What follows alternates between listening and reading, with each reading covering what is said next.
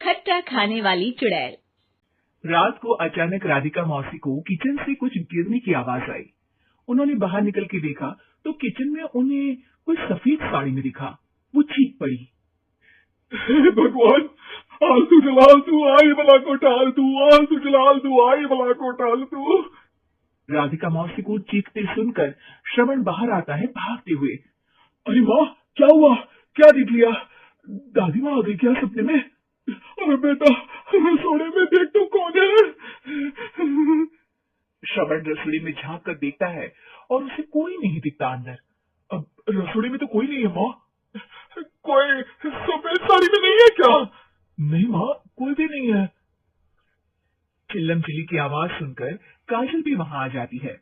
अब क्या हो गया माँ जी?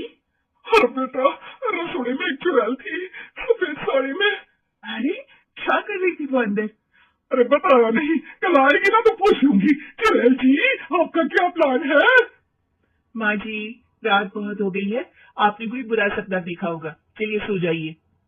राधिका मौसी सोने तो चली जाती है पर उनको रात भर नींद ही नहीं आती। वो कुछ भी उलझुल बातें सोचने लगती है। कहीं चुड़ैल की वजह से तो घर में टेंशन नहीं हो रहा, कहीं उसी की वजह से तो वो दादी नहीं बन पा रही। सुबह जब राधिका मौसी रसोई में छानबीन करती है तो पाती है कि नींबू का अचार गायब है। चुड़ैल नींबू का अचार ले गई? मुझे तो ठीक नहीं लग रहा कुछ। चुड़ैल को भी पता है कि जिंदगी का असली मजा तो खट्टे में ही है।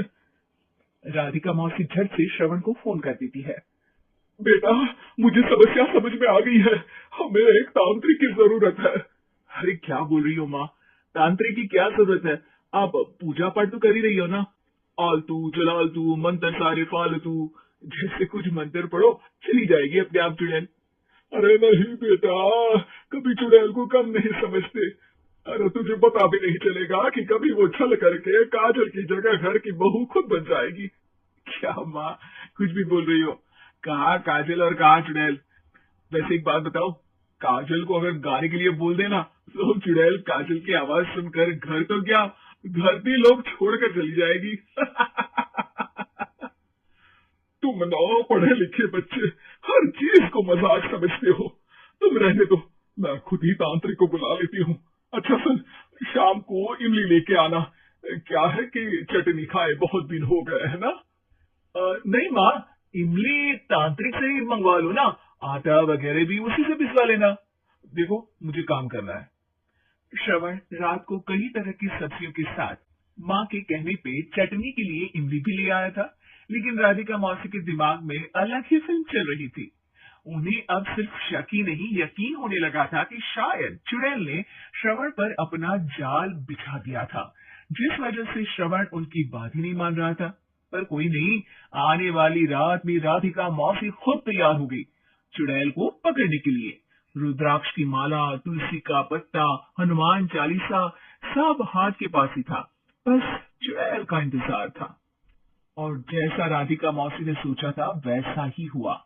वो चुड़ैल उस रात भी आई, पर वो राधिका मौसी से तेज निकली और राधिका मौसी के उससे पकड़ने के पहले ही वो भाग खड़ी हुई। जरूर बहू पे साया है उस चुड़ैल का, तभी तो श्रवण के कमरे में गई है। और अगली सुबह राधिका मौसी पिछली रात हुए हमले में किन चीजों का नुकसान हुआ उसका हिसाब लगा रही थी। उनके खेमे से एक आम के अचार की शीशी भी गायब हो चुकी थी और वो इमली भी जो कल श्रवण लेकर आया था। राधिका मौसी इस बारे में सोच ही रही थी कि श्रवण जल्दी से रसोड़े में आकर दवाइयों की पोटली ढूंढने लगता है। अरे बेटा, क्या हो गया? अब माँ, वो काजू की तबीयत खराब है, बहुत घबराहट हो रही है उसे। हे भगवान, मैंने पहले ही कहा था कि तांत्रिक को बुला लेते हैं, पर नहीं। अब देखो, उस चुड़ैल ने काजल को अपने वश में करना शुरू भी कर दिया है। हालांकि श्रवण भूतों में विश्वास नहीं करता था, पर अब वो भी डर जाता है और राजी हो जाता है एक तांत्रिक को बुलाने के लिए। कुछ ही घंटों में तांत्रिक आ जाते हैं और राधिका मौसी तांत्रिक जी को सब बता देती है। घोर संकट, घनघोर संकट, चुड़ैल को मारू जोर चाकट, ओम भट स्वाहा खटखाटे आहा। अरे ये क्या मंत्र है? मेरे खुद का ओरिजिनल मंत्र है, कल रात को ही लिखा है। अच्छे लगे तो दाद चाहूंगा। एक और मंत्र सुनो, आज दुनिया है, आब्राकडाब्रा, दिल्ली, बम्बई, आगरा, चंदा मामा सोबरले, सिनेमा मुजारा। ये मंत्र है? अरे कोई 40 वाली सा पढ़ो ना। वक्त कम है, 40 नहीं पड़ेंगे, 20-25 में काम चलाना पड़ेगा। अलग निरंजन जाके लंदन, मुफ्त का मंजान घिस मेरे लंदन। अरे जल्दी करो तांत्रिक जी, जल्दी करो। तांत्रिक अपने उल झलूल मंत्र पढ़ने लगता है। श्रवण को तांत्रिक पे शक होता है। वो अपने एक डॉक्टर दोस्त को कॉल कर देता है ताकि कोई अनहोनी हो तो इमरजेंसी में चीजें मैनेज हो जाए। तांत्रिक धुनी रमाता है जिसकी वजह से कमरे में काफी धुआं हो जाता है और जिसकी वजह से बहू की घबराहट बढ़ जाती है। अब भागेगी चुड़ैल। हाँ, बहू खांसते हुए धुएं से बचने के लिए बाहर चली जाती है। अरे भाग रही है, भाग रही है। पीछे पीछे श्रवण भी जाता है। बहू एक सोफे पर बैठ जाती है। तभी डॉक्टर दोस्त आ जाते हैं और श्रवण को पानी लाने के लिए कहते हैं। थोड़े चेकअप के बाद डॉक्टर कहते हैं, मेरे हिसाब से जाप का काम पूरा हो गया है। क्या मतलब? अरे कुछ भी नहीं माँ, कोई चुड़ैल नहीं है, खुशखबरी है, अब दादी बनने वाली है। मगर वो सब अचार के डब्बे। श्रवण दोनों अचार के डब्बे अपनी माँ को दिखाता है जो कि उनके बिस्तर के नीचे छुपे हुए थे। आपने सही बोला था माँ, वो चुड़ैल काजल ही थी जो खट्टा खा रही थी।